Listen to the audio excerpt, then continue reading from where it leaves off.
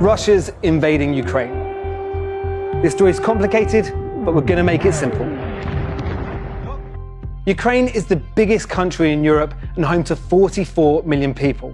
It's right next to Russia and used to be part of the Soviet Union.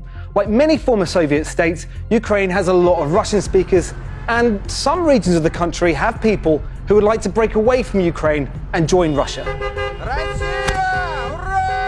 In 2014, Russia invaded one of those regions, the Crimea. According to Vladimir Putin, Crimea has been part of Russia for the last 8 years, but most other countries disagree and say that Russia has been illegally occupying the region.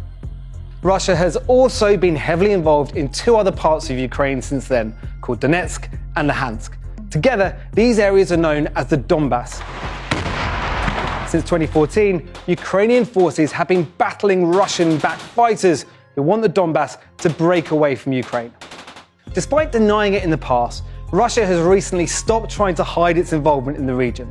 Vladimir Putin said in December that Russian speakers in Donbass are facing genocide at the hands of the Ukrainian government, but there is no evidence of this. In recent months, Russia has moved 150,000 troops around Ukraine's borders, along with tanks and artillery. Russia said it was protecting itself, but Western countries warned it was preparing for invasion. And that's exactly what Russia did this week. In an angry TV address, Vladimir Putin said that the 2 Donbass regions were actually independent republics, that they weren't legitimate parts of Ukraine. Украина для нас это не просто соседняя страна. Это неотъемлемая часть нашей собственной истории, культуры, духовного пространства. Just hours later, Russian soldiers entered the regions on a so-called peacekeeping mission. Since then, Western countries, including the US and UK, have tried to warn Russia not to invade Ukraine further.